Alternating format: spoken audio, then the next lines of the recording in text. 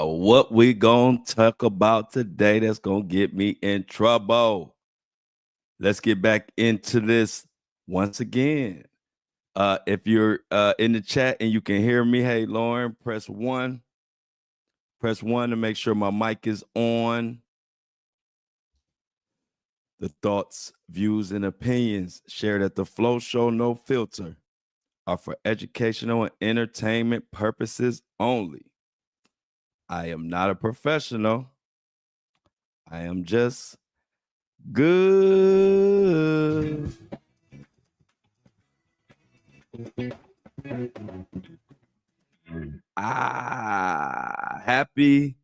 Happy, what the heck is today? Wednesday, hump day. The Diddler's favorite day. Hump day might be the reason why he is locked up behind bars.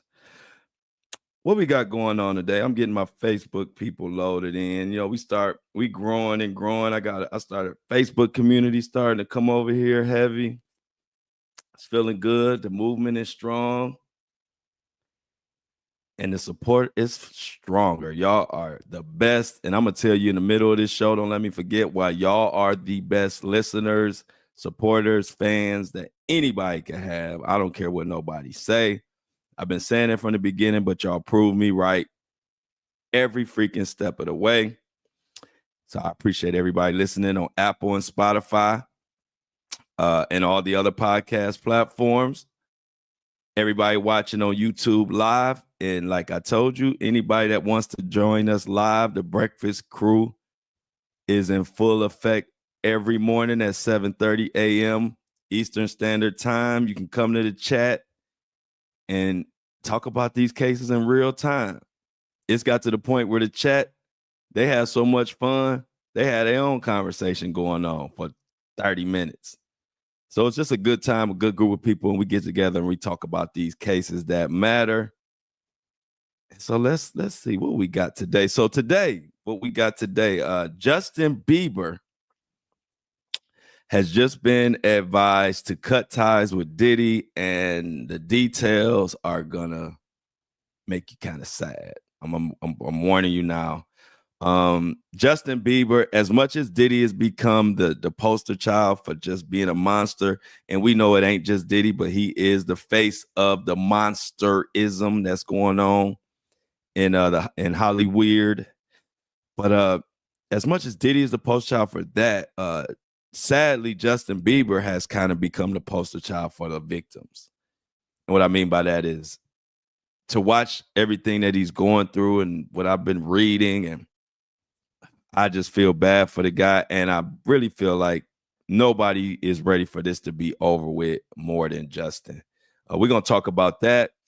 Another thing that's gotten out of hand is this Jay-Z and Tony Busby thing. I told people that Tony Busby had a serious uphill climb after that little snafu mistake he made, or you know, the victim, the case that got dismissed. It's a bad look, and it's gotten worse for Tony Busby. And people, like I told you, I call it like it is. I give my opinion, but at the end of the day, I tell you what I see in front of me. And once it started getting shaky, and when Tony finally had to dismiss it, and all he could say is Jay-Z cleared his name. I told y'all it was going to be a rough road for Tony Busby. I know he ain't going to take it lying down, but it still don't mean it ain't going to be tough. And after this latest article and what's going on, you about to really see how real it's getting. So Tony Busby is going, all the credentials he has and all his lawyer experience, he gonna need it on this one, y'all. And you'll see what I'm talking about once we go into this article. If we have some time, I'm gonna get into this crazy Suge Knight, Ray J, Snoop situation that's kind of getting out of hand with the Tupac trial. If I have some time, I'll get to that as well. And before we get into this Justin Bieber thing, though, you know, I always got to put one of these companies on the chopping block. And at the end of the day, you know, I cover all kind of stuff, but you know, my bread, like really where my core is standing up for the people, because I actually give a damn about the regular folk who just hustling and bustling, and we just trying to pay our bills and take care of our children and take care of our lives. And then I see this thing about DoorDash real quick, and it made me realize something. It's a story about it's a little funny story, not funny, but it's a lesson learned in this story. Now, DoorDash was just busted taking their workers tips and using our tip money to pay them instead of them paying them, and nobody knew. And they had to pay almost $20 million, and that pissed me off because y'all know I used to use DoorDash a lot, and now I don't use it no more after this. I mean, when you taking money, DoorDash is making billions, and you taking money from the people who out here working hard, just trying to deliver our food, and tips. Let me tell you why. I was 16 years old when I realized the importance of tipping, and I'm glad. One time I was at my father's house. I was about 16 years old. I might even been 17. And I used to go to my dad's house for the weekends. Every other weekend, it was like, y'all know the child support rules. So we would visit my dad every other weekend, and so, once I got older, you start getting my own food and all of that. You start getting 17. I'm working. I got my own money. So for the first time, I ordered pizza at his house. It seemed like normal day, you just ordering some pizza. So I ordered a pizza. Delivery guy came, and pizza was, I don't know, back then, let's just say the pizza was $10. I gave the guy came, he delivered it. I gave the guy $10, shut the door, and was about to eat my pizza.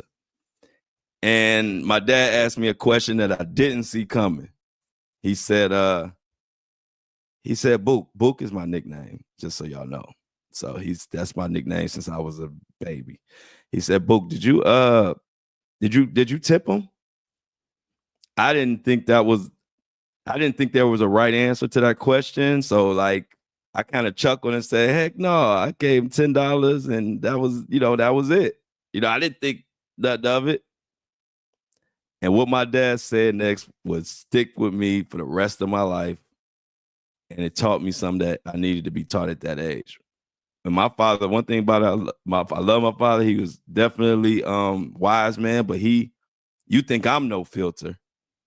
I think I'm for sure that's where I get it from.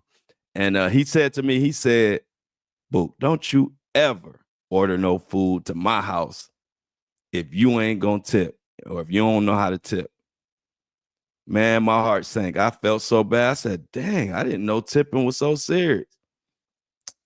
And so, I straightened right up and said, oh, my bad. I will never do that again. And then your mind get to thinking. I felt so bad. I didn't know no better. Nobody had taught. I didn't know the importance of tipping at that time. I was still a kid and didn't really realize it. And my father told me, I didn't see that one coming. I didn't know what he was about to say. He said, don't ever order no food at my house if you ain't gonna tip. And I never did. I've tipped everybody and anybody that came in contact with me ever since. And I learned to value what it is about tipping and why we tip. And ever since then, it just made me a different person as far as even looking at how I handle workers or this or service or anything. And I'm glad that I got that lesson because I didn't know. This guy delivered pizza. He probably cussed me out when I gave him $10 and didn't give him a penny of a tip, but I didn't know no better. But one thing, like I said, my dad was the original no filter. He great, smart man, very, he ain't gonna disrespect you or nothing like that.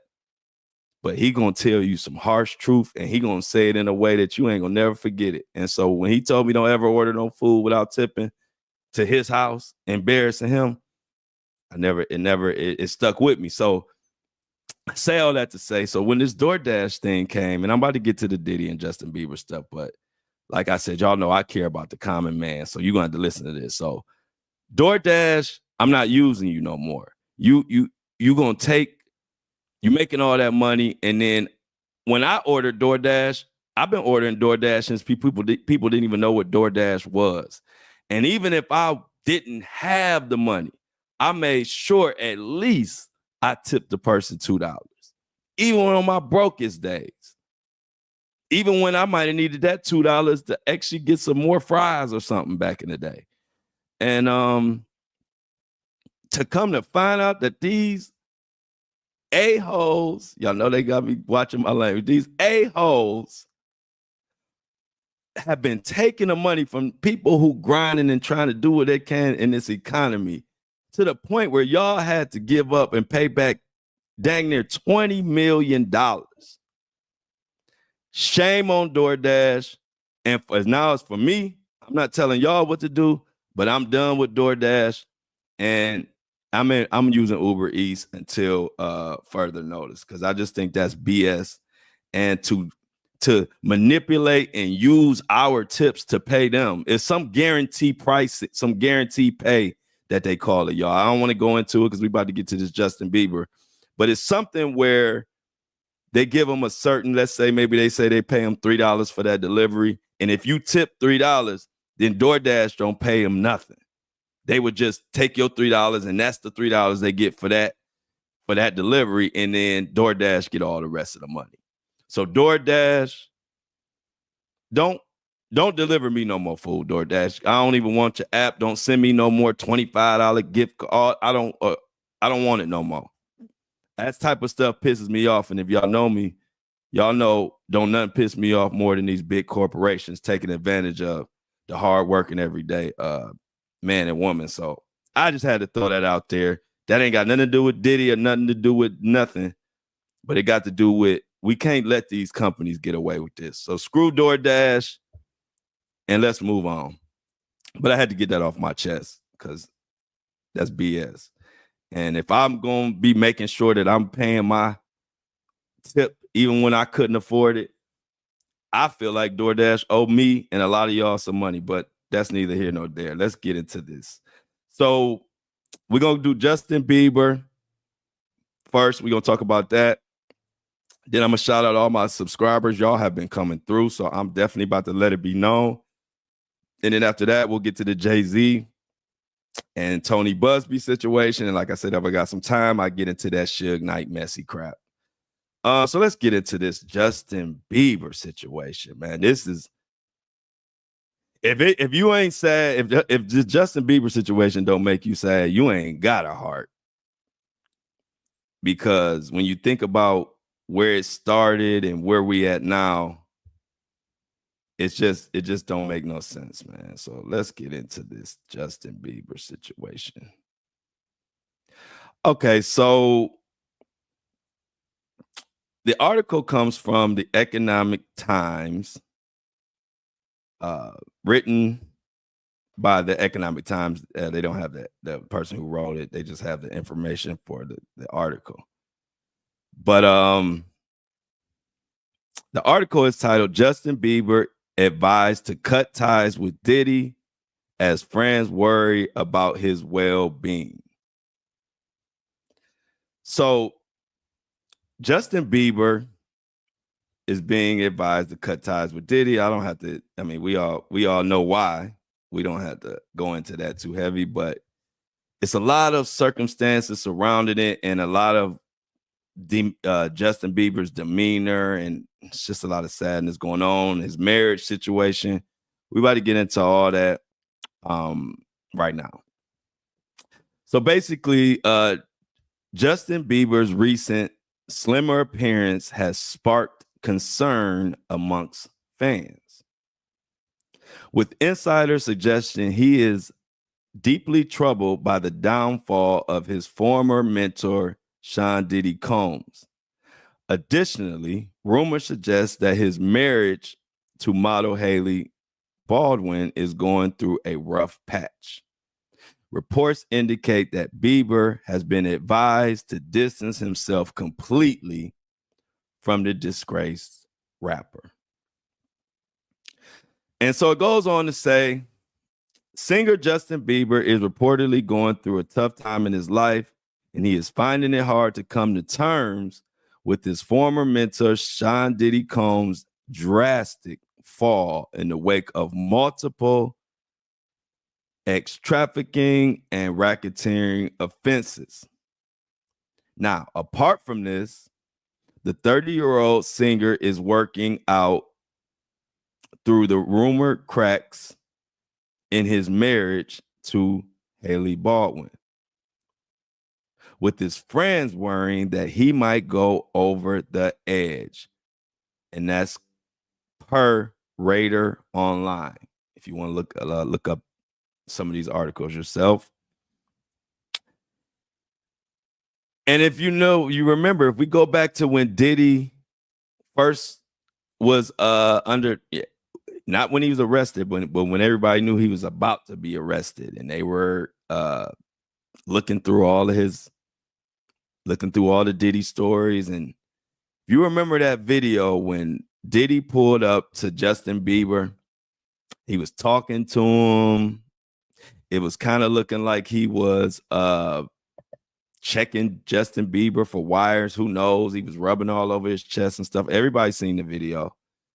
And you can see Justin Bieber's demeanor is kind of like he's kind of feeling awkward or whatever word you choose. But to me, he looked awkward. He felt awkward.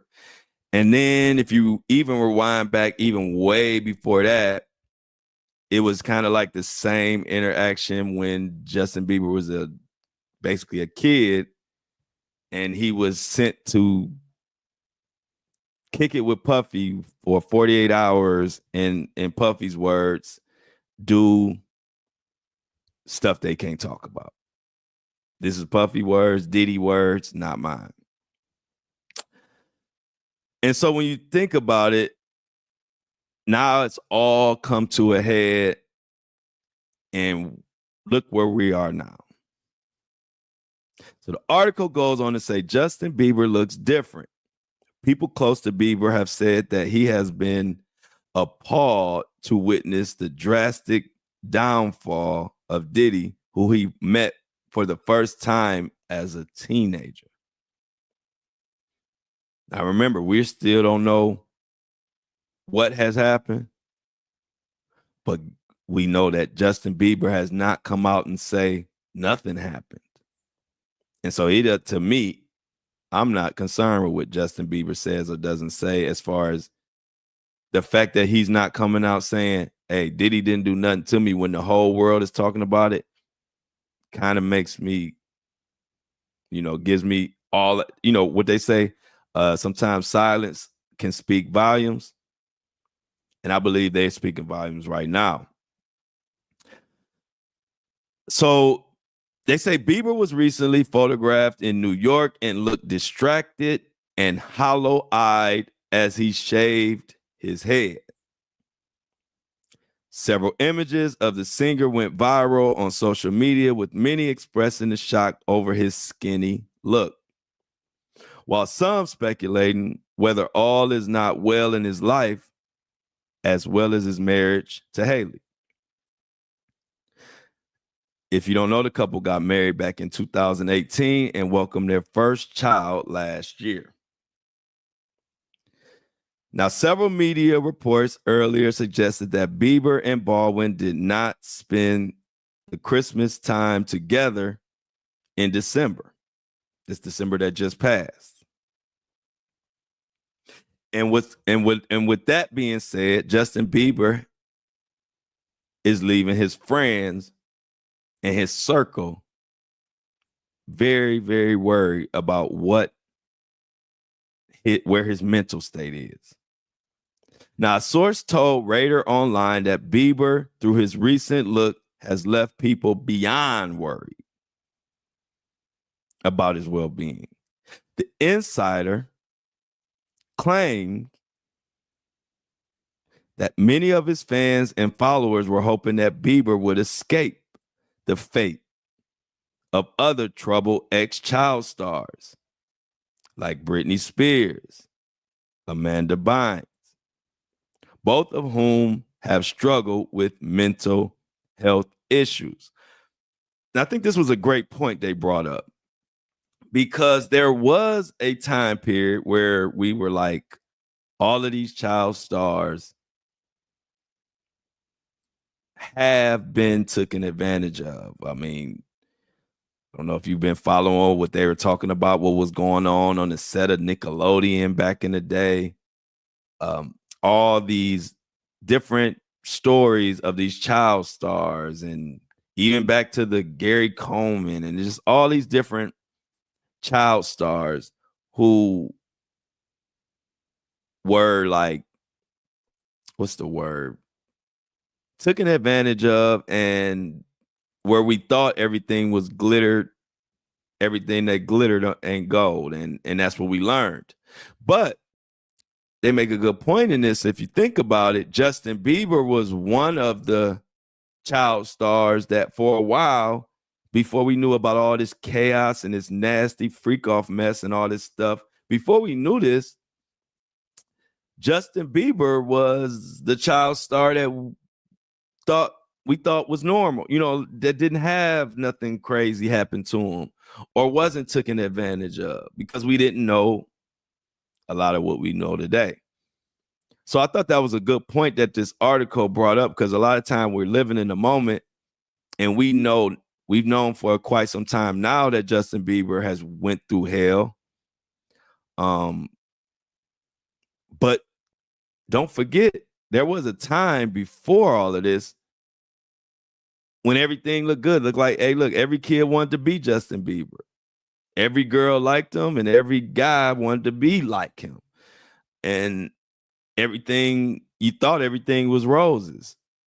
And so it's interesting to bring up that fact of how it turned even on Justin Bieber. If you remember when it started hitting the fan, and I'm talking about way before the Diddy mess came out, but you start getting cracks, and you start getting, there were cracks into the story where you start peeking in, and, Justin Bieber had hidden messages in some of his songs, and he came out one of those performances when he performed Lonely, the song Lonely, where he says, everybody's screaming my name, but nobody really cares. And how people, ridiculed him and took advantage of him and didn't realize he was just an innocent kid. And that song is powerful. And around that time is when people start really, really realizing that this boy has been through some crap. I don't know if y'all saw that performance, but if you haven't, go to YouTube and search Justin Bieber Lonely, performs Lonely on SNL. I think it's one of the most emotional performances ever, especially what you know now. If you go watch that performance now, all I'm gonna say is bring you some tissue, a tissue box with you. So the article goes on to start diving more into, is everything okay between Bieber and Baldwin?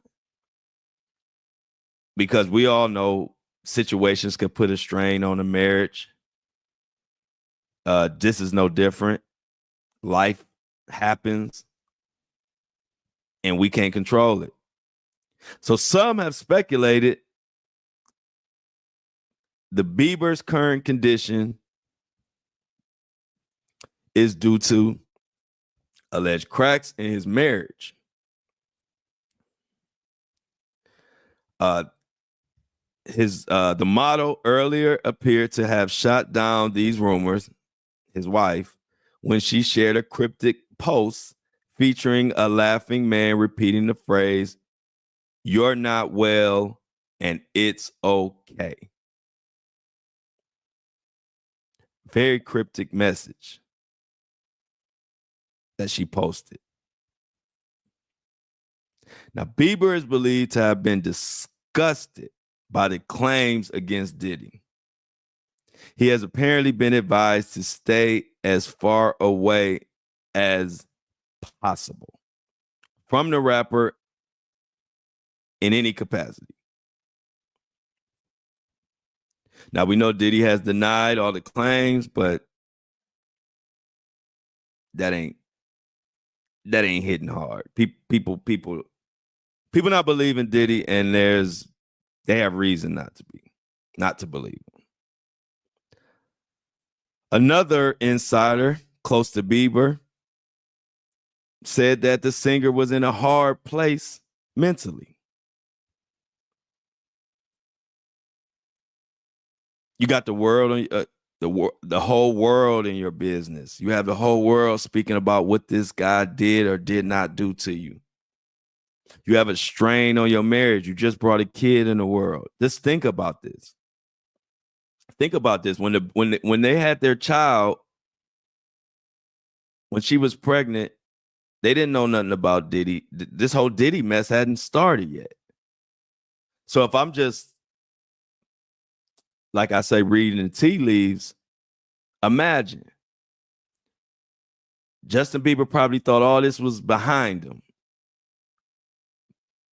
He's getting married. You know how you feel when you meet the person you want to marry. Probably the best time of his life. Probably like for once in his life, he probably felt like I have got past all of that crap and I'm here. I have a child. I have a family. I'm moving on. And then in a blink of an eye, here come the Diddy story. The biggest trial of the century by one of the biggest celebrities of this century. And who is his most popular suspected victim? Justin Bieber. So just like that, everything that you thought was behind you is now right in front of you. But you still have to be a husband. You still have to be a father. You still have to be a singer. You still have to be a celebrity. You don't have a choice in the matter. If you put yourself in those shoes, imagine. Because we've all been there. It's nothing like picking yourself up by your bootstraps, finally getting to a place where whatever situation you're dealing with is handled, you got it behind you, you ready to move forward, and then something comes and rehash all that crap up again.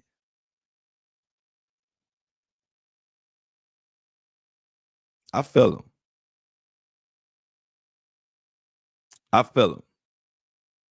And so recently, Bieber,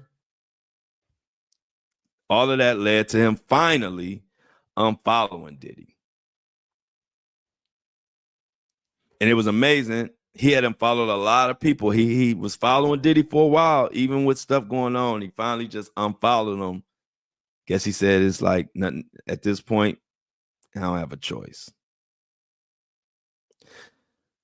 Another insider source also shared that despite his glitzy image, Bieber is actually a pretty lonely guy.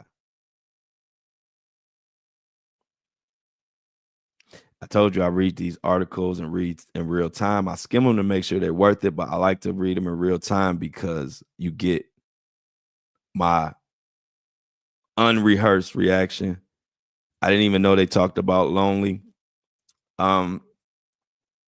But it's just fitting to this whole article that they even put that in here, that despite all the glitz and glamour, Justin Bieber is a pretty lonely guy. And I told you that song Lonely that he performed on SNL is one of the classic performances, period. So now where does this all stand? Well, as we know, the Diddler, aka Mohawk Diddy, has been arrested and behind bars since September 16, 2024 in the Metropolitan Detention Center. And so let's just keep an eye and do what we can to support Bieber, even if it's just from a distance, even if it's just from comments on his page or whatever. I can't imagine what he's dealing with right now.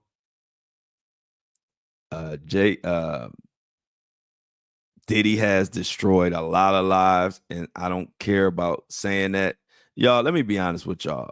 Y'all know I came from the music background. I was early 20s. I was in the music game with Floyd Mayweather running around. Y'all know the story. I don't got to go into it, but y'all know I've seen all this.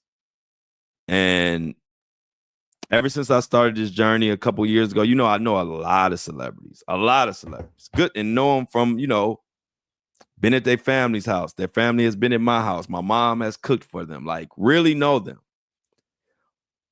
But once I got on this journey and start putting out the truth and investigating and sharing my findings with my community, a lot of those celebrities have backed away.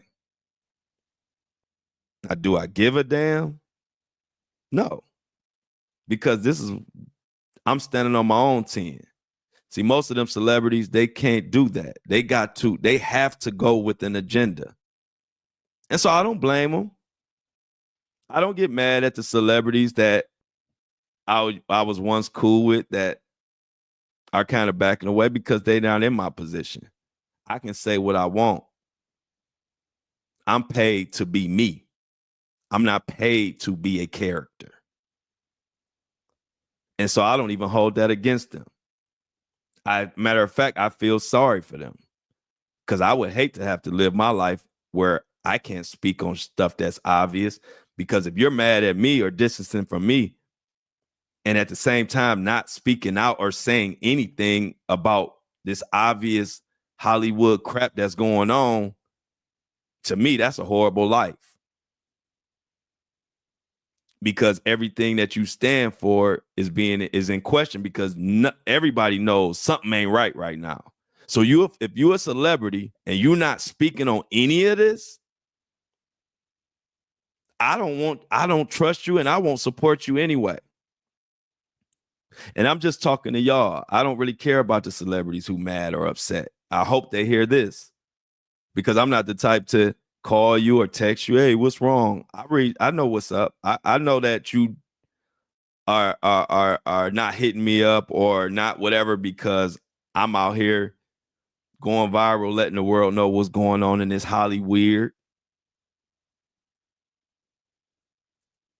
But like I told y'all, I'm the perfect one for the job, because I don't give a damn about the fame. I don't need nobody. I don't need celebrities to like me. I mean, I still have a lot of my celebrity friends, but I've noticed some celebrity friends that are like scared to talk or not talking to me or whatever. I don't give a damn, but it just goes to show you how many people put money and fame over human decency. I would never do that. I don't care. It's like I tell you all the time, nobody gonna tell me what to say and not say, ever. And which I love to speak out loud. I don't hide how I feel. I put it out there. Some people gonna like it, some people ain't. But guess what? I can sleep at night because everybody know exactly where I stand. And so to everybody out there, I'm gonna continue to do that. Let's continue to watch Justin Bieber. And to the celebrities that might feel a little way about what I'm doing. But one thing about the celebrities, I've been the same way my whole life. So they know whether they agree or disagree, they're not going to come at me wrong, because I've been standing on 10. Even when I was in industry, even when I was a kid, I would look you in your face and say, I'm not doing none of that. I might not even had a pot to piss in. This celebrity probably looking at me when I was in my early 20s and grinding in the music, probably said, why this guy? What gives this guy, why is he standing up? I got all this money to offer him, and he's sitting there talking about what he won't do, because that's who I am. So let's go to the Just Jay-Z and this Tony Busby situation. I told y'all this was a heavyweight fight from the beginning, and it is ramped up. Now, Tony Busby got a fight on his hands. Now, the Tony Busby versus Diddy, Tony Busby still winning that situation by a landslide. But this Tony Busby, Jay-Z, that's a different animal. And when we get into this article, y'all, Tony Busby may be shelling out some defamation money. And that ain't coming from me. That's coming from this judge. And ironically, the judge last name is Epstein. So that was kind of weird to me. But let's get into this Jay-Z, Tony Busby This is Mayweather versus Pacquiao. This is Mike Tyson versus Holyfield back in the day. This is one of those ones where I think both parties are going, when it's all said and done, both parties are going to come out with some bruises and some scrapes for sure. If you ever seen two bears fight, this is what it remind me of, because at the end of the bear fight, if you ever watch two bears fight, even the one who win, his shoulder might be laying on the ground. He might that's what this reminds me of. So it's Jay-Z's. This is from Celebrity News outlet by Quincy Thomas. Shout out to Quincy. Jay-Z's defamation case against the lawyer Tony Busby advances to trial. And what that means is the judge has looked into this case and says that there is merit for Jay-Z to feel that, to file a defamation and to take Tony Busby to trial for defamation. And guess what? Social media is what sank Tony Busby in this particular instance. So I'm going to get to that. And y'all going, social media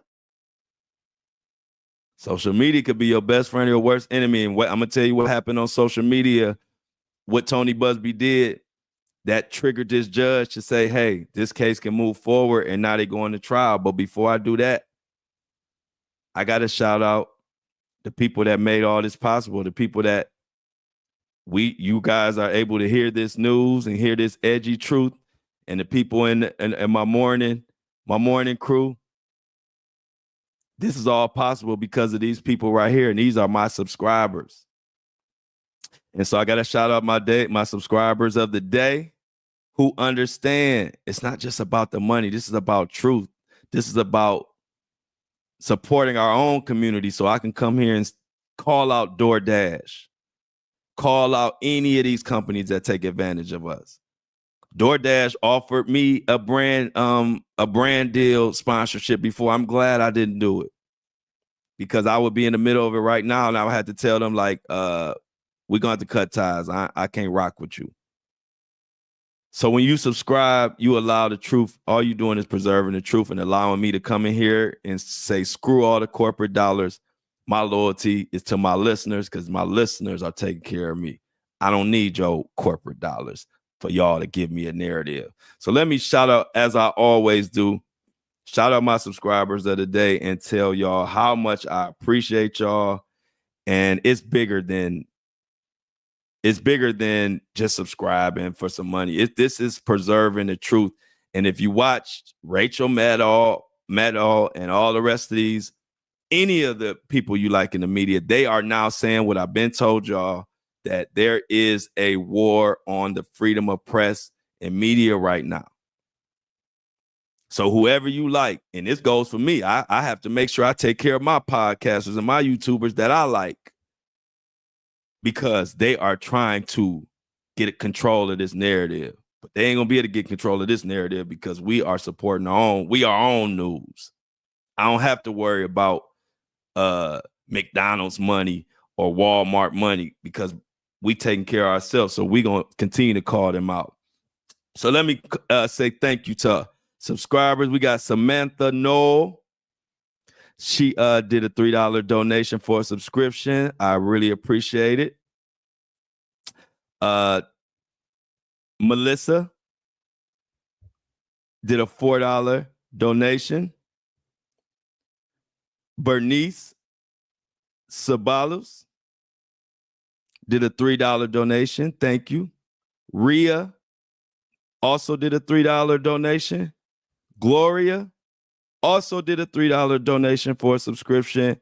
And Crystal Taylor did a $3 donation. But out of everybody, the subscriber of the day, which is the one who was able and was in a position to give the most, the minimum, all you had to give is $3 to start, but you can give more if your heart desires, and if you're able to. And that special shout out goes to Melissa. Let's clap it up for Melissa for going above and beyond, and she could have gave $3, but something in her heart told her to donate $4 to the Flo Show No Filter show, and I greatly appreciate it. Like I said, I'm not a salesman. I don't like sales pitch. The way I've started my movement 2 years ago is the way I continue to move it. I don't do sales pitches. I tell my people exactly what's going on, and I love that I can talk to y'all straight to y'all. I don't have to get on here and make no big sales pitch about subscriptions and some old creative commercial and all that. I'm not trying to trick nobody. I'm telling you just straight. I can talk to y'all exactly what it is. If we build a strong subscription base, we can tell everybody to go to hell. And that's what I want to do. I don't want to get in front of this mic and be worried about all this corporate money I got. Nah, I can't say this. I can't say that. No. Because that's what happens to a lot of our favorite podcasters and YouTubers. We love them when they start off, but what happens is they grow and their loyalty starts off being to their audience. But as they grow, more of their money comes from these corporations. So now as they blow up, their loyalty starts to be to these corporations and not to their listeners. And I don't never want to be in that position, because I would say screw everything. I'm not going to be on here talking about fluff stuff and vanilla content for no money. So you ain't never got to worry about that for me. So let's continue to subscribe. I really appreciate it. I got a lot of exclusive content coming. And like I told y'all, I will have the best and most exclusive Diddy content. We will be in the courtroom. We will know what is going on in that courtroom. And that will be in my subscription only. I mean, of course, you know I'm going to report on the podcast, but I mean, a lot of the extra stuff will be on my subscription only content. And I'm going to make sure that the people who have been rocking with me before, like y'all, are locked in. If you got a $3 subscription, $4 subscription, whatever, you are good for all of the exclusive Diddy when that trial comes up in May 5th. But the people who going to just jump on board around April and May because they know, at that time, subscriptions will be higher, but the people who are already subscribed, you are already locked in at wherever price you are or lower. So even if you locked in at $10 and maybe times get a little rough, you want to lower it, you can lower it to $4, $3, whatever. As long as you already have it, you don't have to worry about paying that inflated subscription price. But the Johnny come latelys who going to just try to jump on board, they're going to have to pay. So I'm advising everybody, do it now. You won't be disappointed, and I appreciate it. And then also to the people who listening for free and haven't donated, I appreciate you. You donating an hour, 2 hours, or 3 hours, or whatever a day to listen to me, whether you give me a dime, I appreciate you as well. So let's keep rocking. Let's get back into this Tony Busby, Jay-Z situation.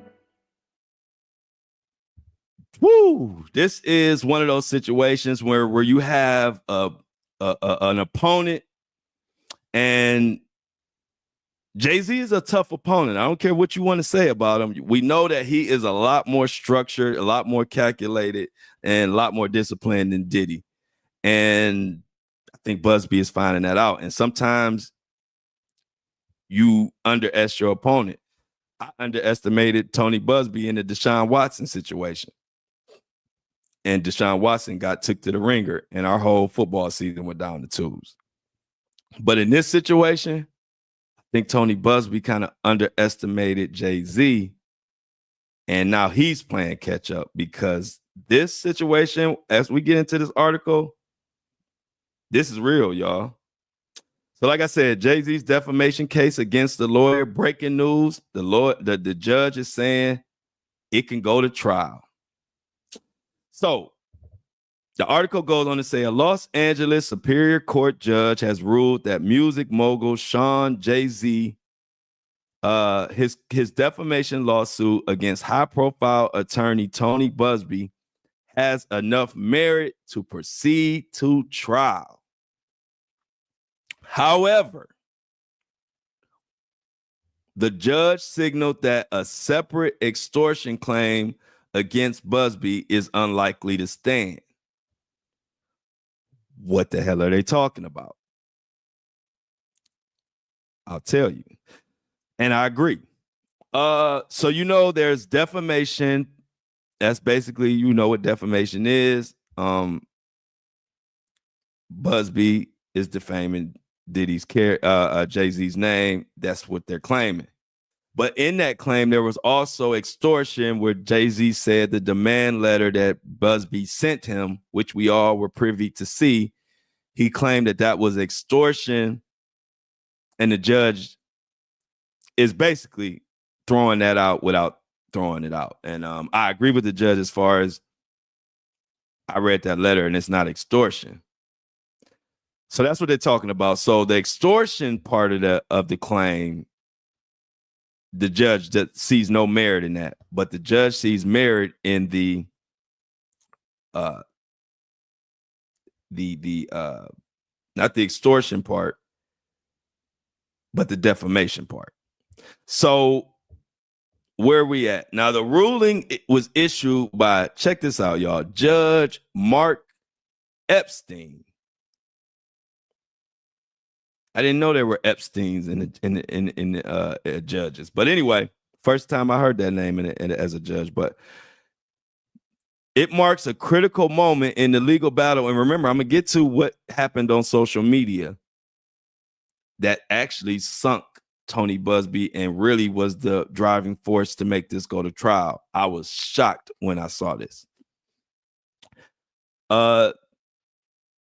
This marks a critical moment in the legal battle that began after Jay-Z was publicly named in a now dismissed sexual assault lawsuit. The judge's decision suggests that Busby's conduct, particularly his public statements and social media activity, could be deemed defamatory, creating a legal question that warrants a trial. Something he liked on social media, y'all, is one of the things and one of the major things that gave Jay-Z a case. Let's continue. We're going to get into that in 1 second. Now, the next hearing is scheduled for March 26th. So mark that on your calendar. And the judge is expected to formally rule on the extortion claim. Now, judging by what the judge has already said, I think the judge is probably going to throw out that extortion claim and focus on the defamation. But who am I? I'm not a professional. I'm just good. Pretty sure I'm going to be right, though. So the origins of the legal dispute. The case stems from the December 2024 lawsuit in which a woman identified as Jane Doe accused Jay-Z and Sean Diddy Combs of S.A. sexual assault her at a MTV Video Music Award after party back in 2000 when she was 13 years old. Allegations were shocking and immediately met by fierce denials from Jay-Z, who described it as appalling. Now, Jay-Z initially filed his lawsuit against Busby anonymously in November 2024. Y'all remember when we brought that case that some big celebrity is filing a lawsuit against Busby, but we didn't know who it was. We learned later it's Jay-Z. However, when Busby amended Jane Doe's lawsuit on December 8th, publicly naming Jay-Z as an accused party, the music mogul stepped forward and fought back. Case took a dramatic turn on February 14th, 2025, when Jane Doe voluntarily dismissed her lawsuit with prejudice, which means she can't refile it in the future. In a public statement, she admitted to inconsistencies in her claims. Jay-Z responded by celebrating the dismissal, stating the frivolous, fictitious, and appalling allegations have been dismissed. However, that dropped, that didn't drop everything. The legal battle from Jay-Z and Busby was just beginning. Now, Judge Epstein's ruling. Now, listen to this. Listen to this.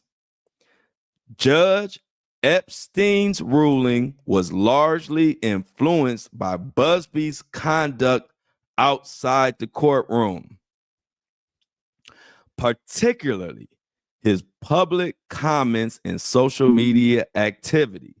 The judge noted that Busby referred to the accuser as a sexual assault survivor in a post, despite the allegations against Jay-Z lacking substantiation.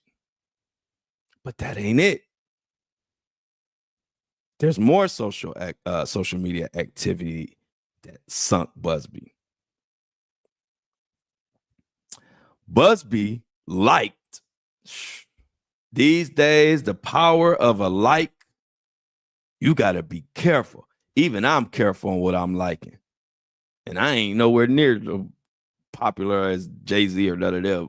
But I am even careful about what I'm liking, because people will take your name under a like and turn it into a story. And that's what happened to Busby. Busby liked a social media post implying that Jay-Z was the unnamed defendant in a related lawsuit before the rapper had been publicly named. These actions, the judge suggested, could be interpreted as reckless and malicious, meeting the legal threshold for defamation.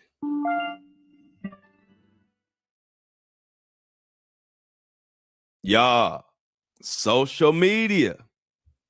You can't just be liking and doing anything. They're going to bring that stuff up. The conduct, and this is quoting Judge Epstein,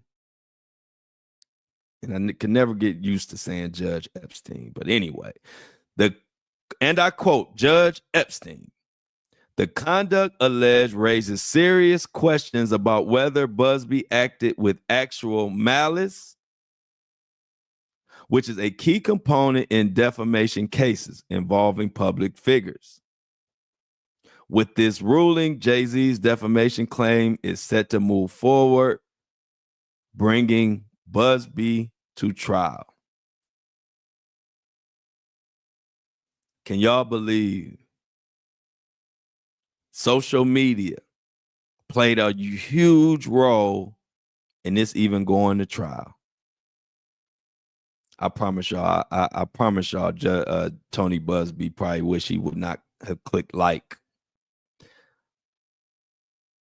And the reason why I know Tony Busby realizes that all his social media like posts and just being too involved in social media, you know, I've been following Tony Busby's page for a long time. So I was following it when people didn't even know nothing really about Tony Busby. And what I did notice is at the very beginning of all this Diddy mess, he had all his, you know, all his social media. He was posting, his comments were on and everything. And then once this started heating up, Tony Busby turned his comments off. He started blocking people. And why do I know he started blocking people? Because some of my listeners and some of my social media supporters were coming to my page and saying, hey, Flo, Tony Busby's page is not here anymore. And I'm like, what? And then I would go to his page and it still would be there. And I would let my follower know, hey, I just went to his page, it's still there. And then those followers would come back and say, oh, wow, he blocked me. And she said, all she said was, are you still able to do trials or do cover cases and lawsuits in New York? And then he blocked him. And so when I'm reading, y'all know my thing is I'm gonna read tea leaves. And when I was looking into all that before this article came out, I said something with this social media got Tony Busby like wanting to delete stuff and turn off comments, because he didn't do that before. He was posting like everybody posts. He was posting he out to dinner. He posted he, you know, riding horse, whatever. He was just, you know, a regular Instagram poster. Then he would mix in, of course, trial stuff. But now it's like his comments are turned off. You got this judge bringing up social media stuff as evidence. Wow. But the extortion claim, we're going to break down why that's probably going to get removed. They talked about it in this article, and I do believe the extortion claim should be thrown out. I mean, we saw the letter. It was an average demand letter that a lawyer sends. So I definitely think there's no way that's extortion. That if that's extortion, then every time a creditor or a lawyer sends a letter, it's extortion at this point, because they all send letters trying to collect payment or whatever. Even though he didn't ask for payment, my point is demand letters aren't nice, but that doesn't mean it's extortion. Now, while the defamation case will proceed, Judge Epstein indicated that Jay-Z's extortion claim against Busby is unlikely to hold up in court.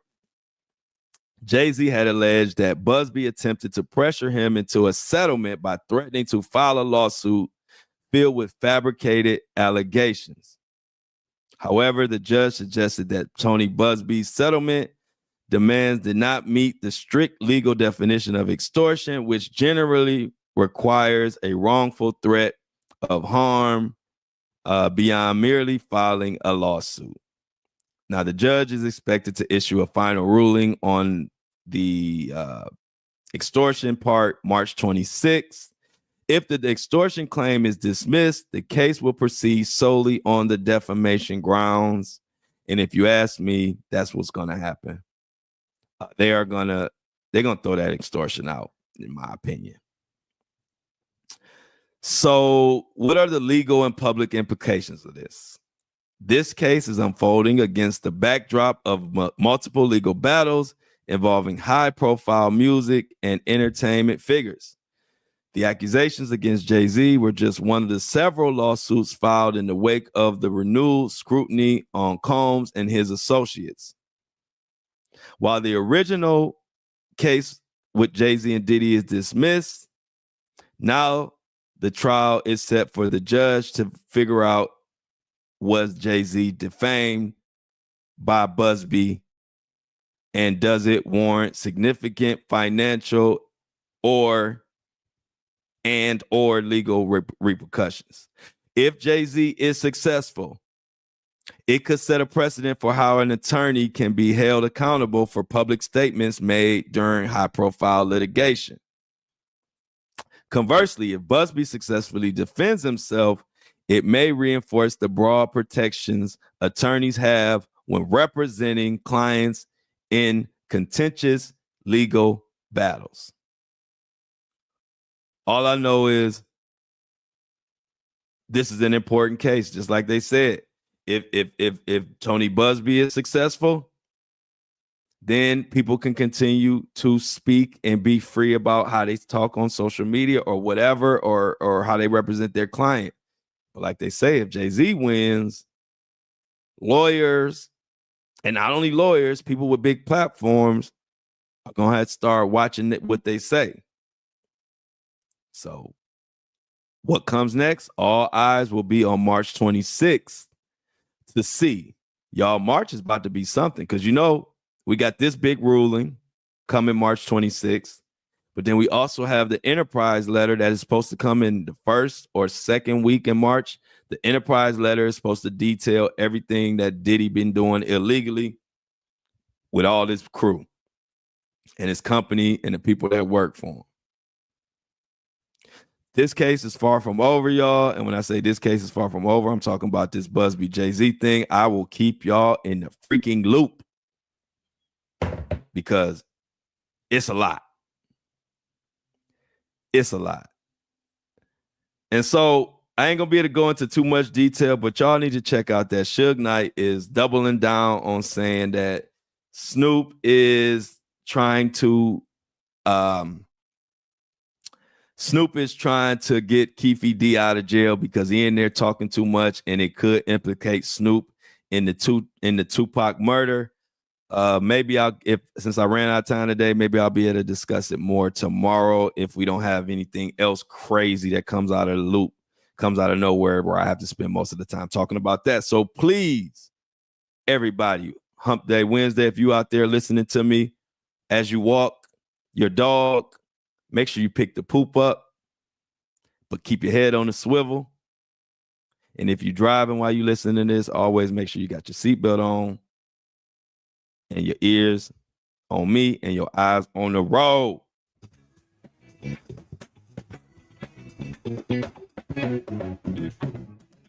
As always, I love y'all and I am out.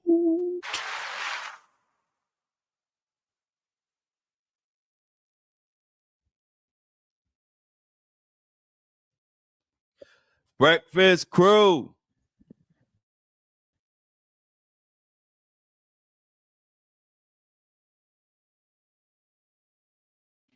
Breakfast crew, what it do?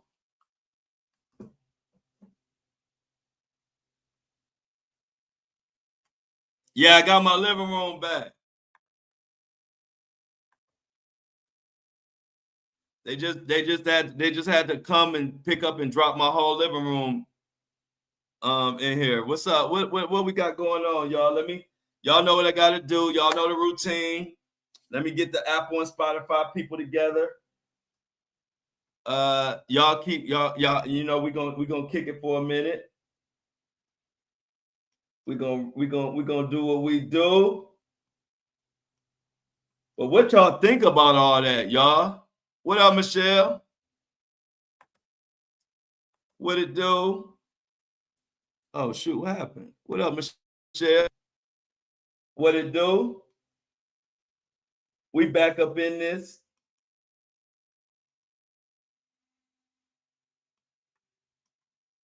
Getting our Apple and Spotify people together. Everybody, make sure y'all like the live, share the live. We missing 4 likes. Tell them, Lauren, we missing 4 likes. Can we get those 4 likes? If you haven't liked the live, please like it. It helps out a lot and it don't cost a dime.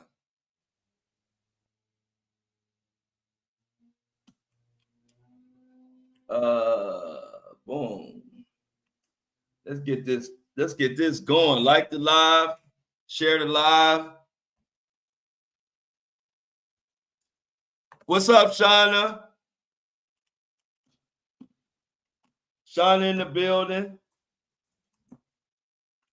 I thought I seen, did I see True in here earlier, y'all?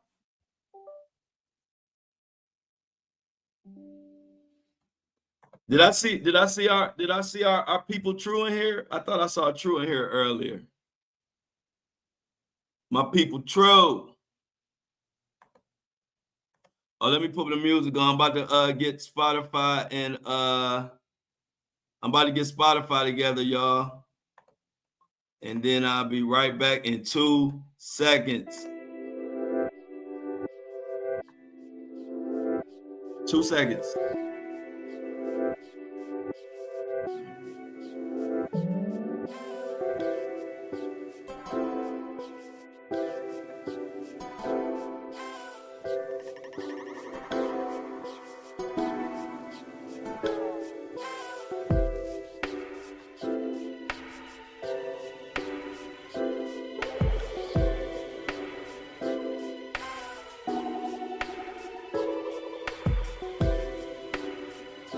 What up, y'all?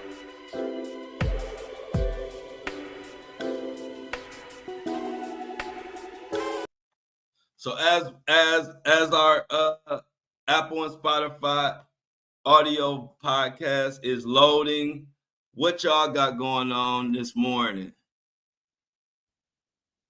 The Flapatrino crew, Nadrima, what's up? So check it out, y'all.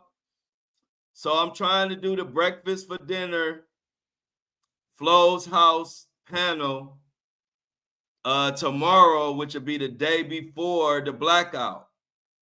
So I want to do a panel discussion for everybody involved. We're gonna start at 6 p.m. and talk about the blackout, and talk about current events. But the main thing is the blackout, because it's happening on February 28th. And y'all know the blackout is we not fooling with nobody that's not, no company that's not supporting DEI. So I want to do the panel tomorrow. I'm working on it. We'll get more details today and probably talk more about it in the lunchtime.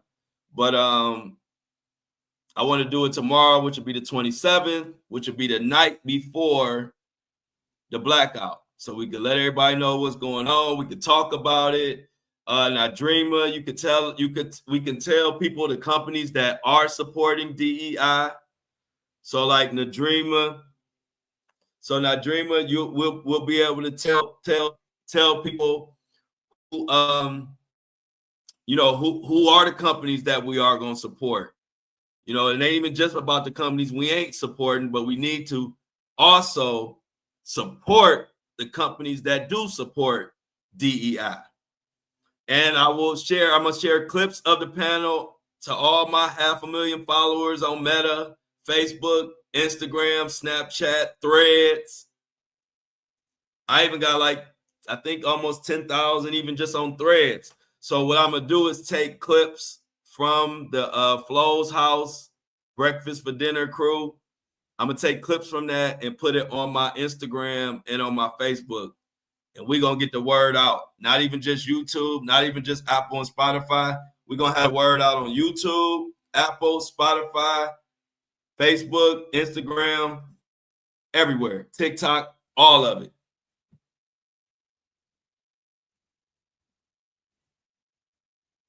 So, so we're going to talk more about it on lunch. So make sure I don't forget, y'all, because Greg will be on and we can put it all together. Yes, for sure, Lauren. I appreciate you.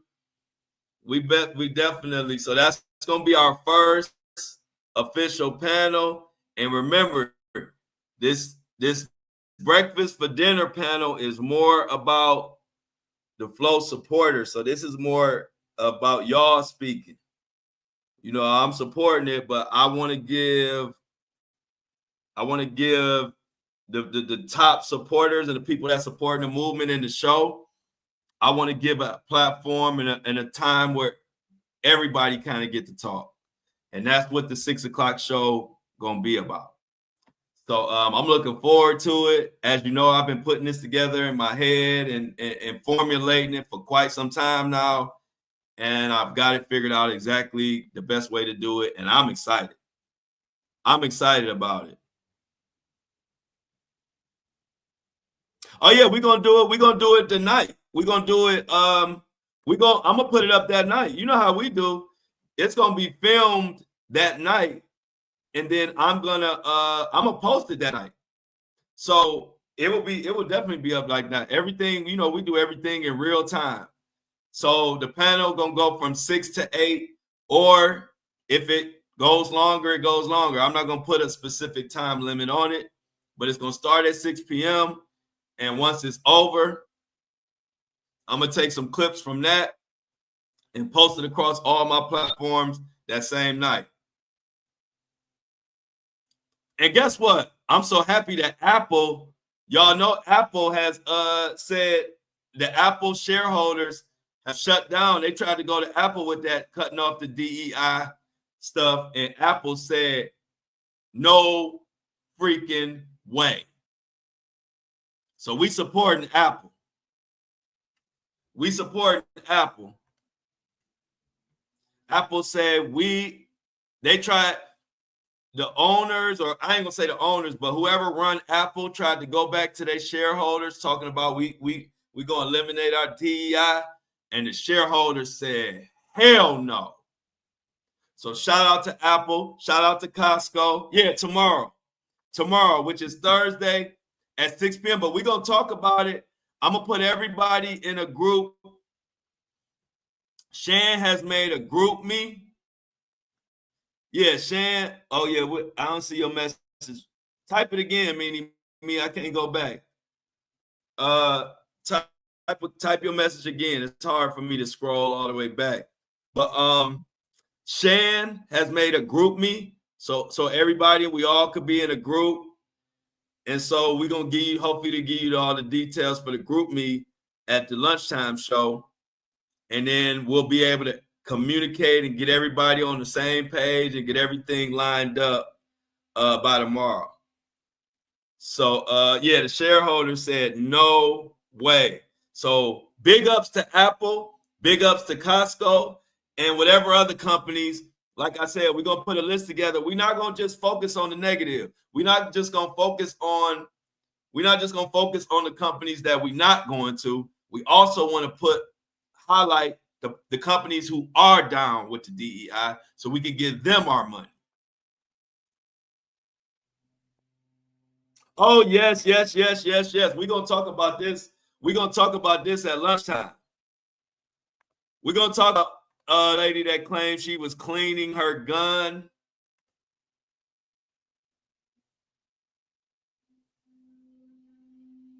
Yeah, so look, this is Hannah Cobb. This is the story where she was partying out late, gets home 3 a.m.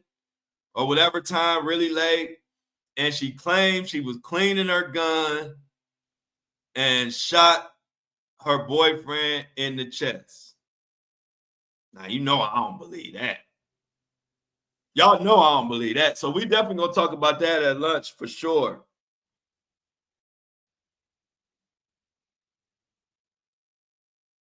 Look, somebody help out Amy. Yeah, but yeah, we gonna stand up for Costco. Even my friend Cash has a restaurant in Atlanta. Grand opening is the 28th. It's one of my good friends. He has a nice restaurant in Atlanta that he's been working on forever, and is finally having a grand opening. He supports DEI, and so I want to highlight him. Anybody who's supporting it and has a business, I want to filter our money there. Any of these companies that aren't supporting it, you can't have our money. You can just look at my movement. You can look at my supporters, my fans, you're gonna see every type of person in the world. I've been standing for diversity since I began my movement. That's why if you look at my social media, you look at my comments, you look at my supporters, you're gonna see every type of person you could imagine. So you know I'm gonna stand up for diversity, equity, and inclusion. I've been doing it from day one. So I'm glad. I don't even remember which one of my listeners told me about the blackout and asked me to read about it. If you could tell me and remind me if you're watching or listening. I forgot who did it, but thank you to whoever brought that to my desk because I didn't even know about it.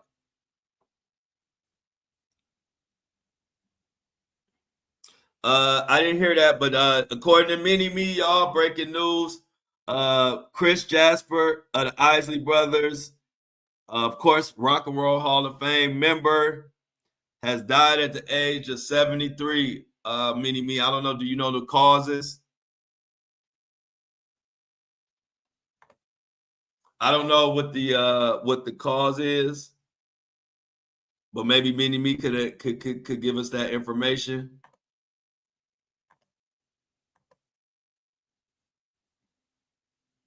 But yeah, y'all. So hey, hey, look, they saying Snoop is worried,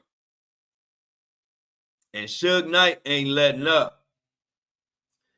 And Snoop finally spoke out when Suge Knight put out there that Snoop is trying to get Keefe D out of jail. It's the first time I seen Snoop say something.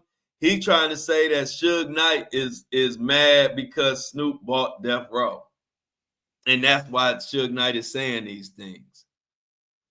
But Snoop's starting to give me Snake vibes, y'all. I'm just being honest. And I'm gonna admit, I was one of the last people to think that Snoop was part of the problem. But I gotta come around to any of y'all that was saying y'all didn't trust Snoop. I'm all the way on board with y'all now. I'm on board with y'all. Anybody out there that been saying Snoop is shady, I'm on board now. It's starting to look weird. I had so much to talk about. I ran out of time in the podcast, but it was like when Snoop, I saw a clip that says Snoop Dogg was saying that Tupac, he didn't like the Hit 'Em Up song. He was saying he was buying problems and he didn't like it when he played it for him because he was talking mess about people or, like beefing.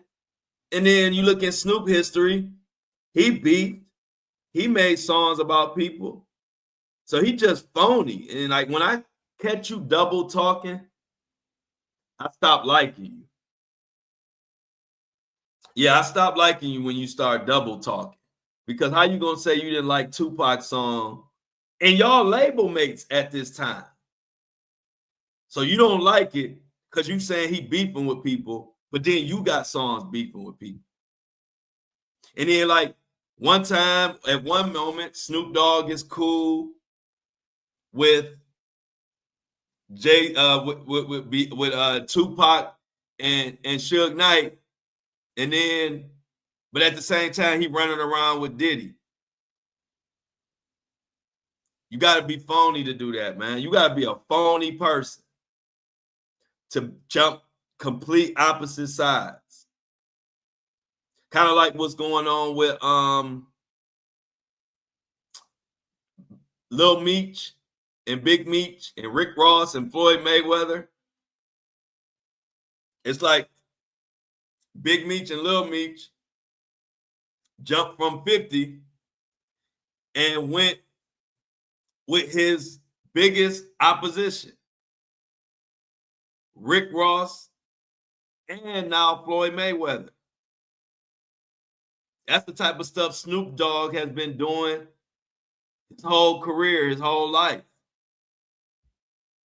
Jumping from one enemy to the next. And now Suge Knight called him out. Did y'all see Suge Knight call Vlad? Did y'all know that Suge Knight called Ray J during his Vlad interview and went off? That was crazy. Lot of stuff, y'all. Lot of stuff, man. We got so much to talk about in the lunchtime. We might not even be able to get to it all. So much going on.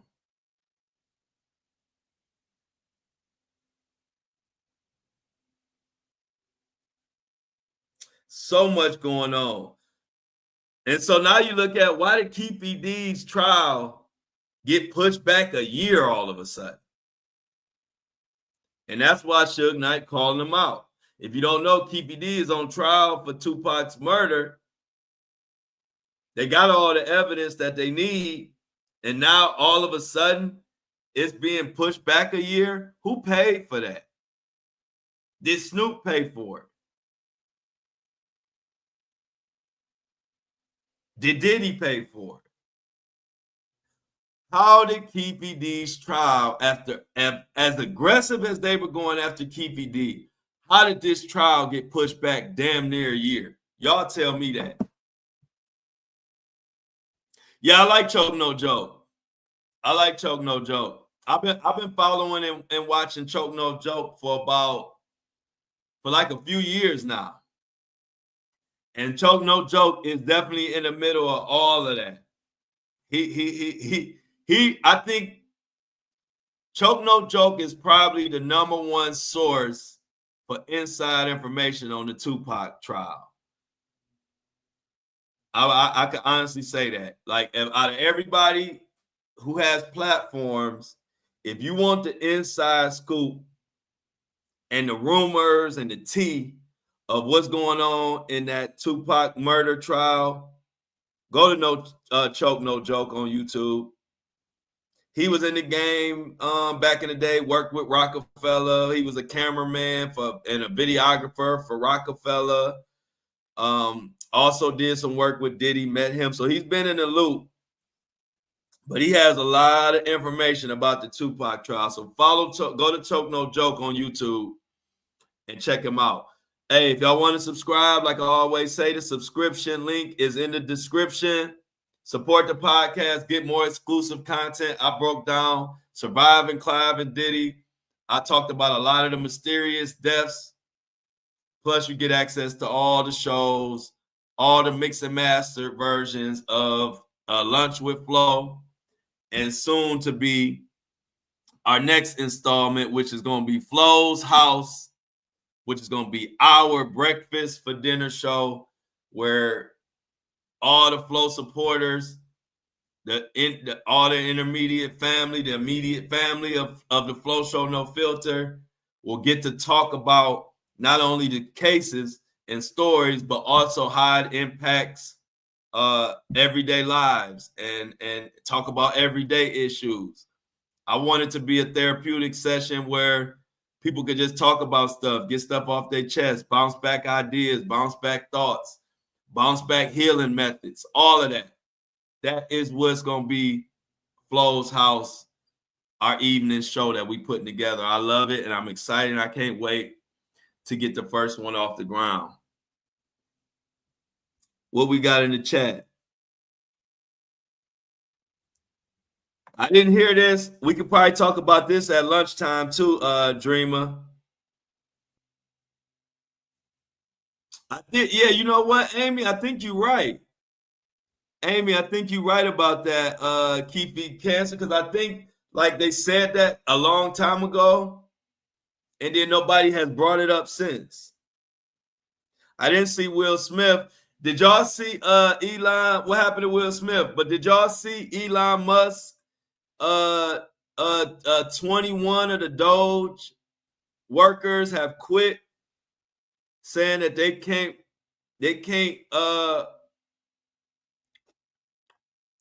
honor the American people like they thought they were going to be when they signed up for the job. So 21 of them have quit, and they are predicting there are more to follow. Did y'all see that? Yeah, and to go back, yeah, I agree with you, Amy. The first thing I thought of when you said that is they trying to hope he die.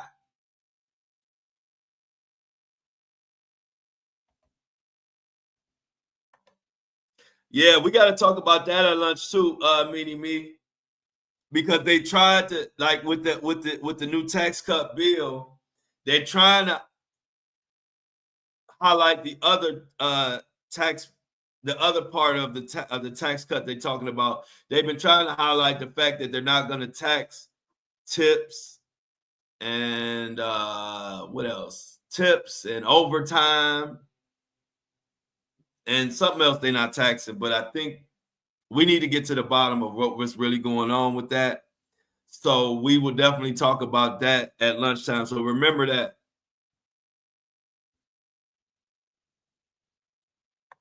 Jennifer been working, y'all. We keeping her in the loop, so we got to keep the news coming. Shout out to Mini Me. Mini Me keeps us in the loop of all the stories. If we miss it, we know we can count on Mini Me. She ain't gonna miss it. Exactly right. It's only going to benefit the rich, but they're not trying to frame it like that. So we got to get into the nuts and bolts of it and educate everybody into what is really going on. Also, they said something about now you can not just a green card. Did y'all see something about Trump saying? I didn't get a chance to read it, so correct me if I'm wrong. But they said now also it's going to be a green card, but now they're going to have gold cards that you can pay $5 million for.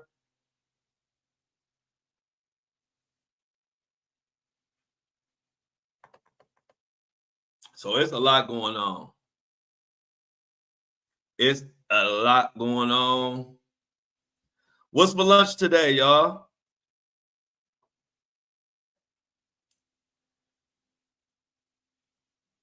What's for lunch? I'm hungry. No, it's early. It's still breakfast time. I want to have some healthy food today again. I don't want no fillet of fish. Even though that fillet of fish was good. And Greg, let me tell y'all something. Greg said he didn't eat. He didn't make his food before the lunchtime show.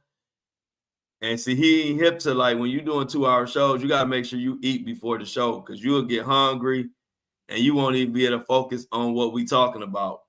So he said yesterday, he said he was doing okay. And then y'all know when I started talking about my fillet of fish, he said Greg said that broke him.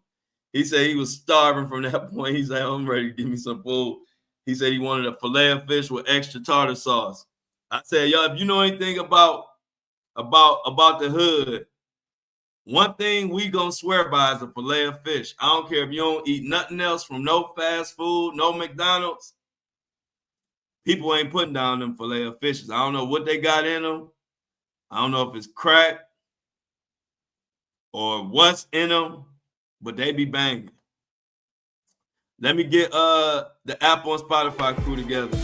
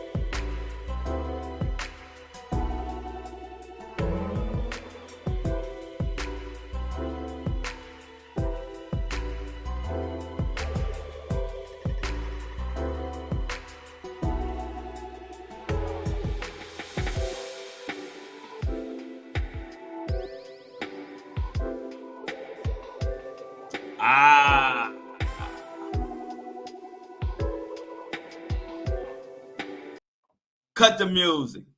Apple and Spotify is all the way together, y'all. So Apple and Spotify is now loaded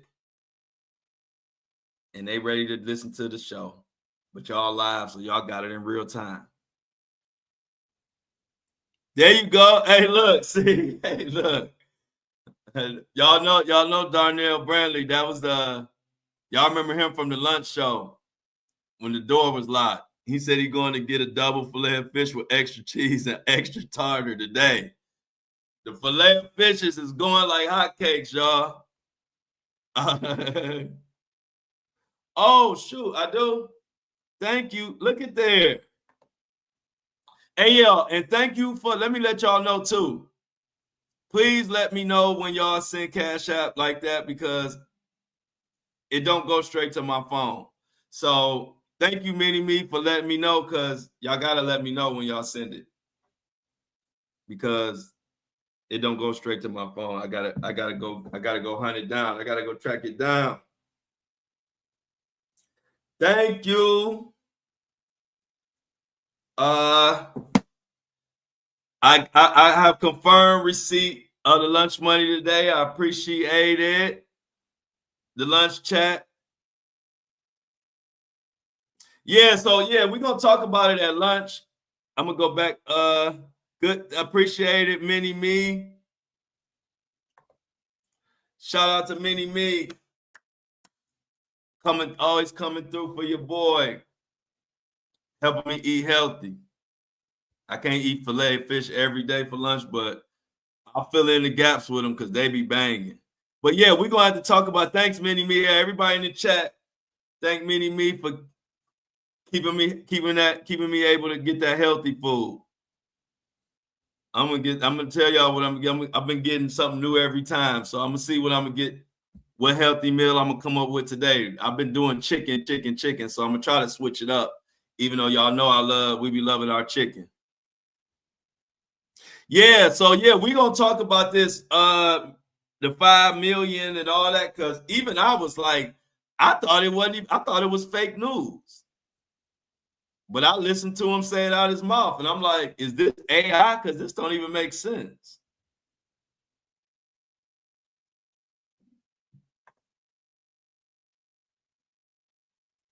So Michelle saying he's charging people who want to come to America $5 million. Yeah, I don't know about that. We're going to need my boy Greg to break that down. Yeah, let's shout out Mini Me.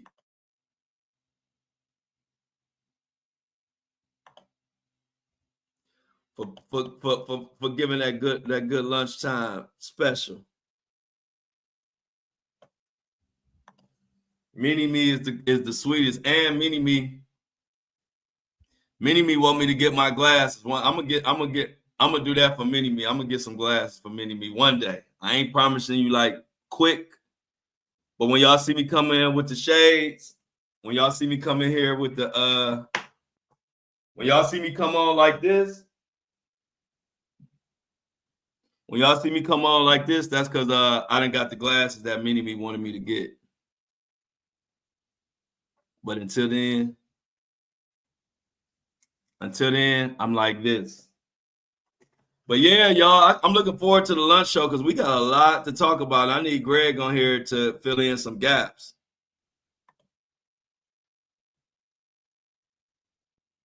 Okay, Mini Me said, did I see Jeezy reportedly sues former manager for allegedly mishandling finances? Yes, I saw that.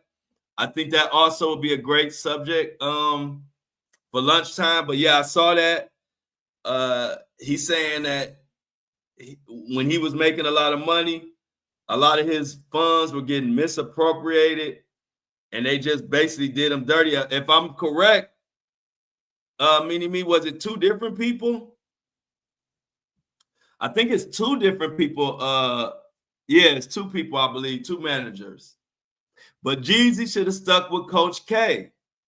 A lot of people don't know that Jeezy was managed by Coach K, who Coach K went on to manage and put together the whole Lil Baby and the QC movement with Lil Baby. And, you know, they had a whole bunch of artists, you know, for a minute, Lil Baby and all them was running it. Well, that was Coach K. Coach K was, and I know Coach K. Coach K was Jeezy's manager back when Jeezy was Jeezy. Like when he was the hottest, when he was in his prime. But then he left Coach K. And when he left Coach K was around Atlanta looking bad. Like he was, because he was flying high with Jeezy. Then Jeezy dumped him. And Coach K always been a good brother. I never heard about him taking anything from anybody.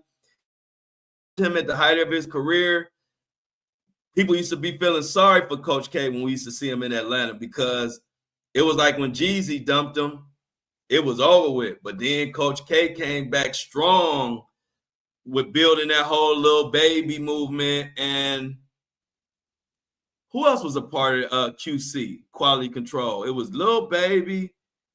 It was a few other artists. I want to say Cardi B, but I don't know if it was Cardi B, but it was a few other artists. Anyway, Coach K came back strong. And Jeezy, now you see him suing managers. That's why you can't, chicken and turkey.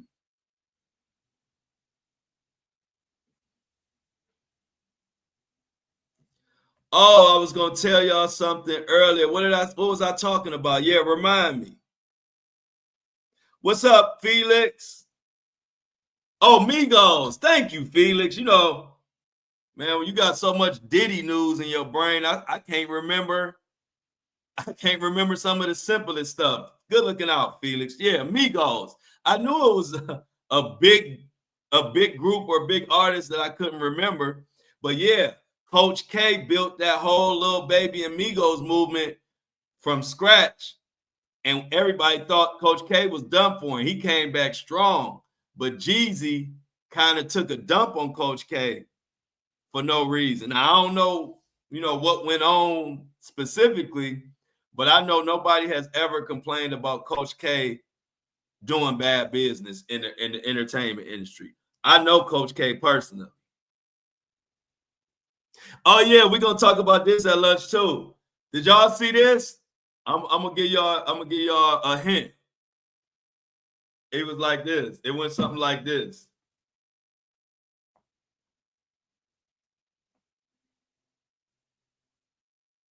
Baby just went to sleep on stage while he was performing.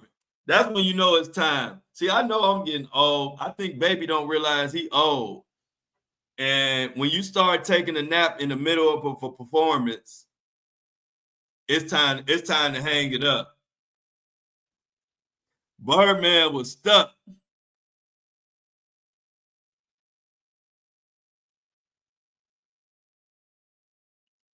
Hey, Birdman was stuck. I said he had to take a nap in the middle of give me a project chick, give me a hood rat chick, one that don't give, and then he was like, and it looked like a good nap too, didn't it, y'all? It looked like Birdman got one of them power naps that you be wanting to take, like when you tired and you know you got to go to work in like a couple hours, and you like, shoot, I need a quick, good power nap to recharge. Man, Birdman took a good nap. Like, I don't even know. I'm like, you know, he must have been in the penitentiary. He know how to take a nap standing straight up. Hey, look, Birdman was getting such good sleep. I was jealous. I said, man, how you get that kind of nap standing up? That's actually a secret weapon. That's a superpower. Yeah, that's that. Yeah, that's that good Ray Charles nap. I'm like, man, if I could get a quick little 2-minute nap standing up in the middle while I'm doing what I'm doing, like Birdman, I'll really be dangerous. I would never get off live. I'll be streaming. It just every now and then y'all just see me like this. And then once I recharge, I'll pop back up and keep talking news. And don't never go off stream. Just take a little Birdman nap. So what else we got in here, y'all? I see some flight info. Yeah, you sleep on your feet, boy. On your feet. He could do a commercial. And he was sleeping good on his feet. He got better sleep on his feet than I get in my bed sometimes. Birdman. And I like it.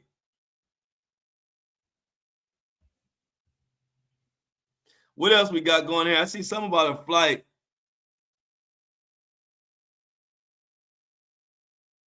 No, I didn't see that. That's that. Hey, look, the airlines got the worst news ever been coming out.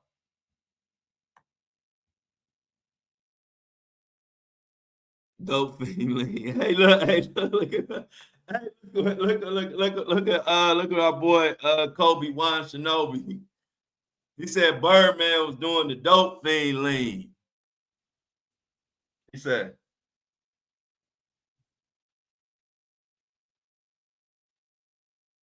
and he was sleep too. And Lil Turk was right next to him rapping the hell out the song. He didn't care what Birdman was doing. Lil Turk was like, Birdman right next to him sleep, and Turk just like, come on. He just so happy to be performing. You can't tell Turk nothing. I'm happy for Turk. Y'all remember Lil Turk? For sure. I'm like, did they have a string? Did they have a string tied to? It's like they had a string tied to the back of Birdman's collar that we couldn't see, like it's an invisible string. So every time he fall asleep, he just fall asleep straight up.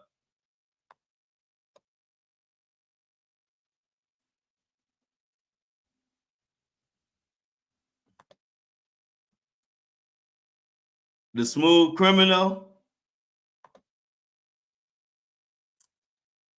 The Smooth Criminal lean, Michelle.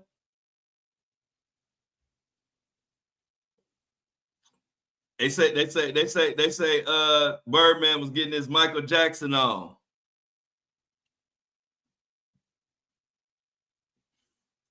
Now I didn't see this, y'all. Did y'all see this? Mini Me says hundreds and thousands of people have signed a petition to revoke Elon Musk's Canadian citizenship amid tensions between Trump administration and Canada. I didn't see that either. Man, it's been so much going on. It's impossible to keep up. Yeah, BG was trying to wake him up. Yeah, BG was like, I think BG, you couldn't see it. I think BG had some smelling salts. Because if you look at BG, he started kind of waving his hand around in his back. He said, this motherfucker sleep. BG couldn't even believe it. BG was looking at him. He said, he started waving his hands. Then they see Birdman looked up and came right back on beat. He said, automatic, automated. he just lifted up his head and started going right into the next lyric. He said, automatic, automated, water. I said, man, go to bed.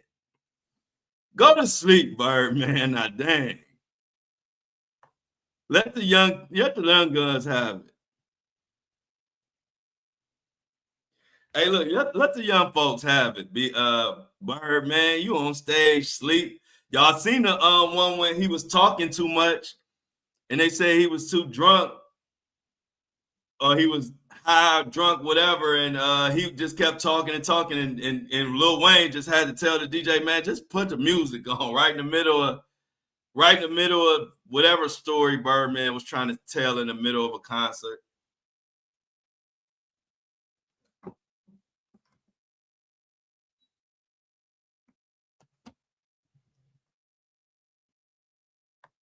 Man, that was crazy. Well, I'm glad we got our app on Spotify people up and ready. We got a good show coming up at lunchtime.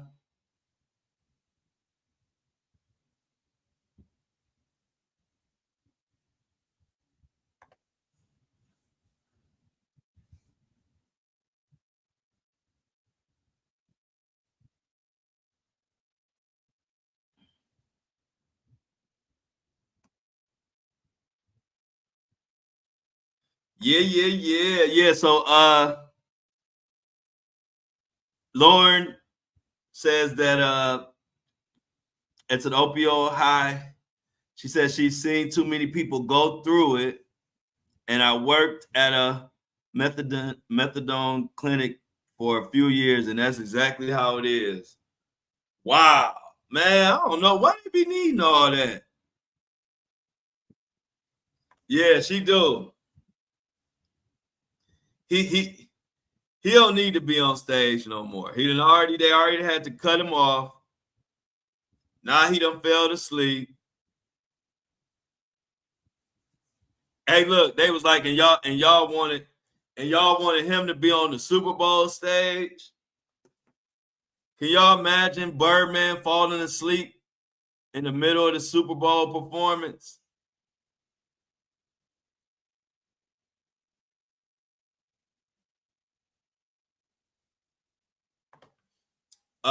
Amy got an interesting one, y'all. She say there were some Ohio murders and the defense is using autism as a reason to get him off charges. I didn't see that. We might be able to go over that at lunch.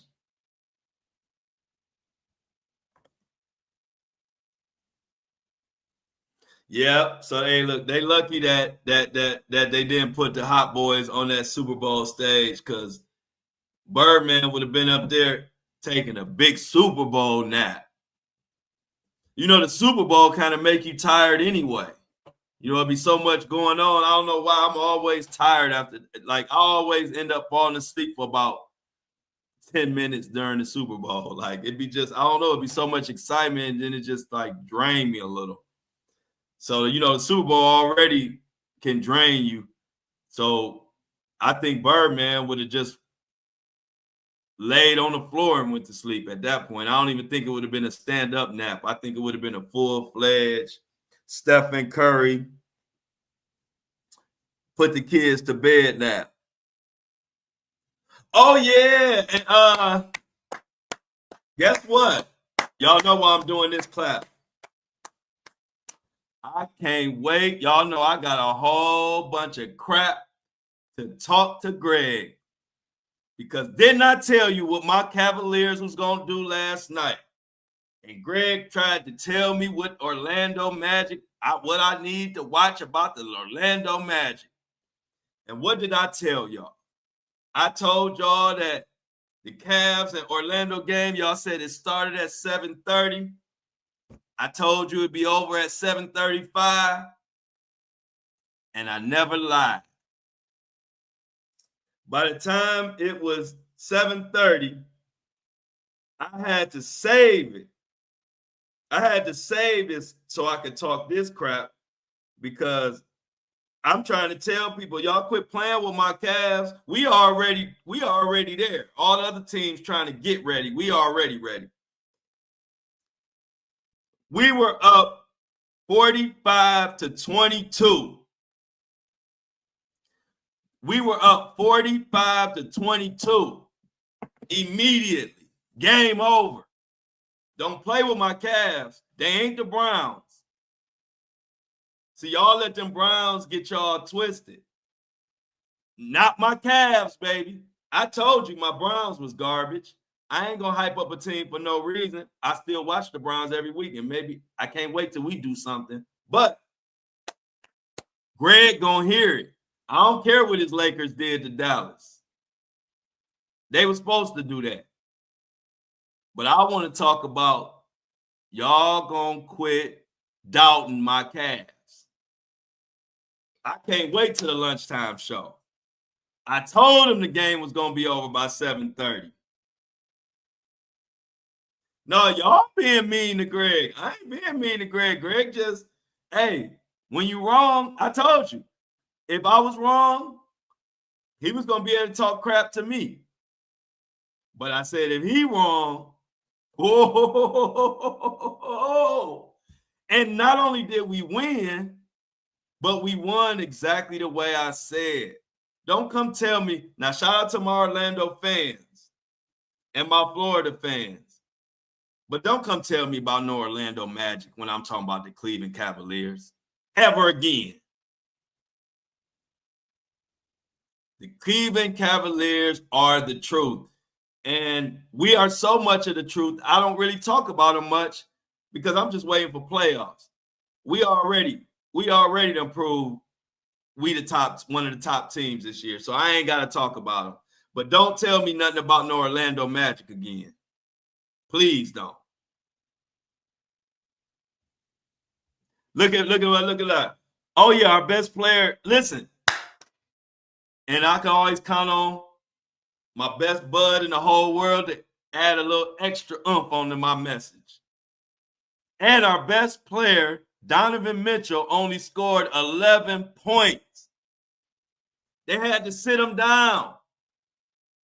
We had to sit down our best player. We said, man, this game ain't even worth you. They told the players, they said, it's this guy named Greg who doubting y'all. He out there in Michigan. He be on this show with Flo. And he said that y'all better be careful with Orlando Magic. And them threes start dropping from the sky like raindrops, y'all. It was so many. Cavs still hitting threes right now. Orlando still catching the ball out the hoop. Another one just went down. I'm telling y'all, it was raining threes.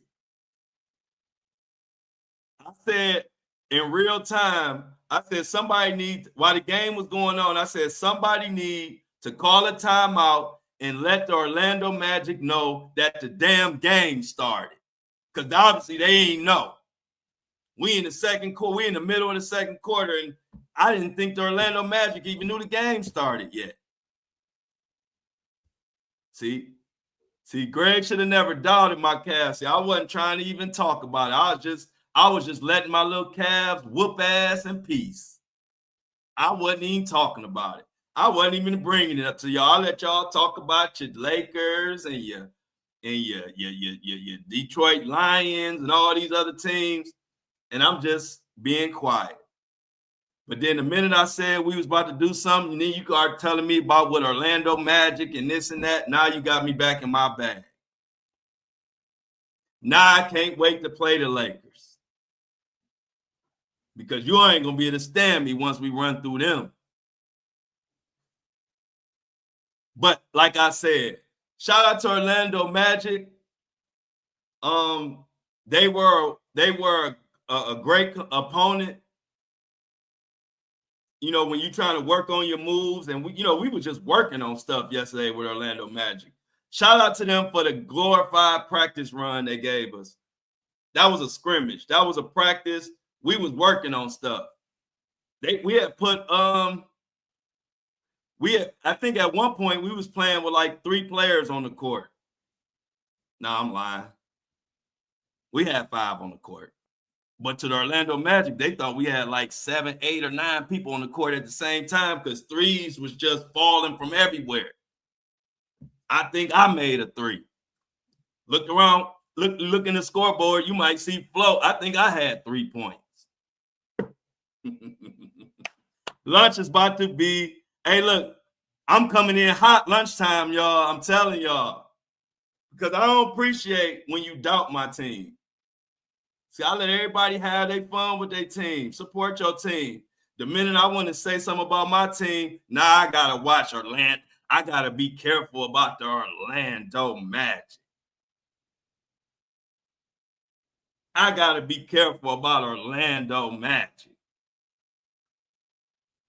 Like Michael Jordan said, I took that personal. Don't doubt my Cavs. I can't wait for lunchtime, y'all. I'm about to give it to Greg.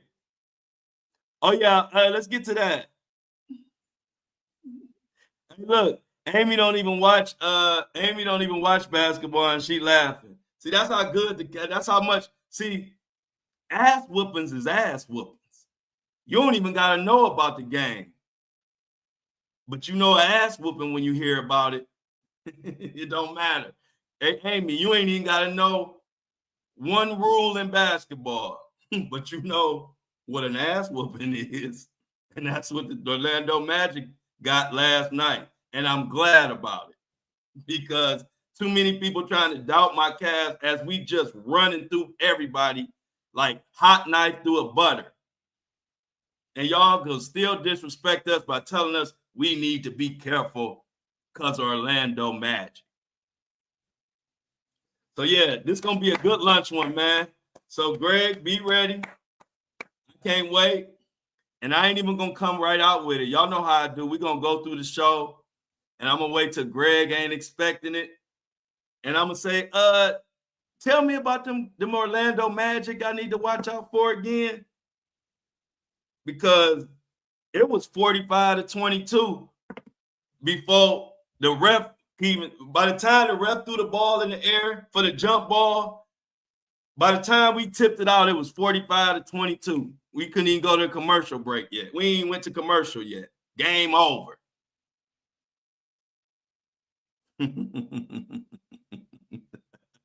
Yeah, I'm happy. Oh, y'all know I'm a big sports fan. I just don't bog y'all down with all my sports talk. I'm a huge sports fan. So don't nothing make me more happy than when my team win, and don't nothing make me more mad and sad than when my team lose. Y'all know, if y'all been listening to the podcast, y'all know all them Sunday, Mondays when I had to come in there and tell y'all about how my Browns got their ass kicked. And I used to, and it ruined my whole Sunday. But those days are over because the Cavs got my back. Cavs ain't gonna let me down.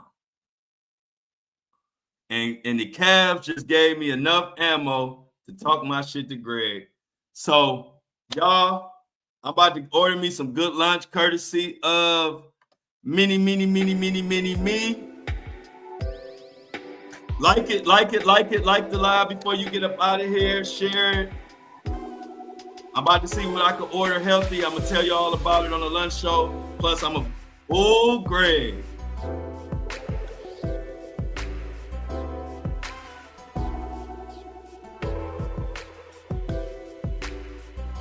That's what I was doing when I was watching the Cavs do their thing. And I was like, ooh, it's going to be over with for Greg tomorrow.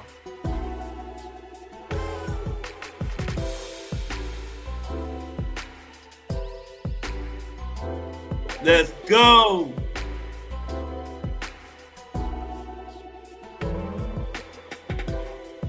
Definitely, thank you, Lauren. Definitely, please comment, subscribe, support the podcast, support the show. Link is in the description. Much love. Make sure you come back when this closes out, like Lauren said. Once this live closes, come back, fill up the comments. It helps push out the message. And as always, I'm out. Mini Me says, have a great, blessed day, everyone. Stay safe and keep your head on a swivel. See you at lunch. Ow.